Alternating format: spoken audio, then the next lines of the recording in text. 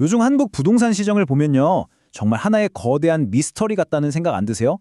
오늘 이 복잡하게 얽힌 퍼즐을 있는 그대로의 자료를 가지고 하나씩 풀어보겠습니다. 자, 그럼 바로 본론으로 들어가 보죠. 아니, 대체 왜 이런 현상이 나타나는 걸까요? 어떤 아파트는 가격이 똑똑 떨어지는데 다른 데서는 막 신고가를 경신하고 있단 말이에요. 정말 이제 집주인도 전문가도 고개를 갸웃하게 만드는 이 모순의 정체를 파헤쳐 보겠습니다. 이 현상을 제대로 이해하려면요. 시장을 그냥 하나로 퉁쳐서 보면 안 됩니다. 지금 서울에서는요. 마치 완전히 다른 두 개의 도시처럼 정말 상반된 두 개의 부동산 이야기가 동시에 펼쳐지고 있거든요. 우선 강남이나 한강변 같은 소위 말하는 최고급 지역 이야기부터 한번 시작해 볼게요. 이곳에서는 아주 특별한 마감 기한 때문에 뭐랄까 기간 한정 반짝 세일이 열렸습니다. 이 모든 일의 중심에는 바로 양도세 중과라는 정책이 있어요. 간단히 말해서 집을 여러 채 가진 사람들에게 부과되는 그야말로 세금 폭탄이라고 할 수 있죠. 그리고 운명의 D-Day가 정해졌습니다. 바로 5월 9일. 이날까지 집을 팔지 않으면 앞서 말씀드린 그 세금 폭탄을 피할 수가 없게 된 겁니다. 만약에 이 날짜를 넘겨버리면요. 일부 집주인들은 집 팔아서 번 돈의 최대 82.5%를 세금으로 내야 할 수도 있는 정말 어마어마한 상황이었던 거죠. 근데 이게 되게 중요한 포인트인데요.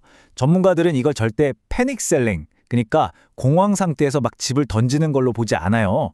그게 아니라 수십억 원에 달하는 세금을 내느니 차라리 지금 몇 억 싸게 파는 게 낫다. 이렇게 아주 냉정하게 계산기를 두드려본 합리적인 선택이었다는 거죠.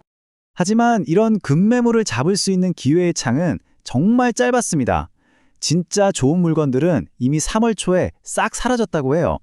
이건 뭘 의미하냐면 그만큼 시장 밑바닥에는 탄탄한 잠재 수요가 버티고 있다는 뜻입니다. 자, 그럼 이제 시선을 돌려서 도시의 다른 쪽으로 가보겠습니다.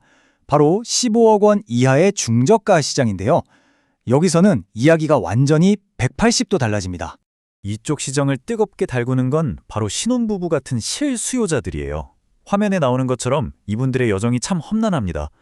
살만한 전세는 씨가 말랐고 월세는 천정부지로 치솟죠. 결국 이러다가 영원히 내 집 마련을 못하는 거 아닌가 하는 그 불안감, 바로 포모, FOMO가 이들을 구매 시장으로 떠밀고 있는 겁니다. 지금 받을 수 있는 대출이 평생 받을 대출 중에 제일 좋은 조건이다. 시장에는 이런 심리가 팽배해 있어요. 왜냐하면 연말 되면 대출 총량이 다 차서 문이 닫힐지도 모른다는 거죠. 그러니까 하루라도 빨리 움직여야 한다는 초조함에 시장을 더 과열시키고 있는 겁니다. 그 결과 노원이나 도봉, 강북 같은 지역에서는요. 가격이 단순히 회복하는 수준을 넘어서 아예 사상 최고가를 경신하는 단지들이 속출하고 있습니다. 강남의 일시적인 하락세와는 정말 극명하게 대조되는 모습이죠. 그렇다면 이렇게 완전히 다른 방향으로 움직이는 두 시장을 관통하는 딱 하나의 공통분모는 과연 무엇일까요? 네, 바로 장기적이고 아주 심각한 주택 공급 부족 문제입니다. 전문가 분석 자료를 보면요. 앞으로 서울의 신규 주택 공급량은 말 그대로 절벽을 향해 떨어지고 있습니다. 보세요. 2028년쯤 가면 연간 필요량의 10분의 1을 겨우 넘는 수준까지 급감할 것으로 예측돼요. 이런 공급 부족은 특히 많은 사람들의 주거 사다리 역할을 해왔던 전세 시장에 그야말로 직격탄을 날렸습니다. 상황이 얼마나 심각하냐면요. 3,000세대나 되는 대단지 아파트에 전세 매물이 달랑 한두 개뿐인 경우도 허다하다고 합니다. 이러니까 원래 전세를 구하려던 사람들까지 어쩔 수 없이 매매 시장으로 밀려나오고 이게 또 집값을 밀어 올리는 악순환이 반복되는 거죠.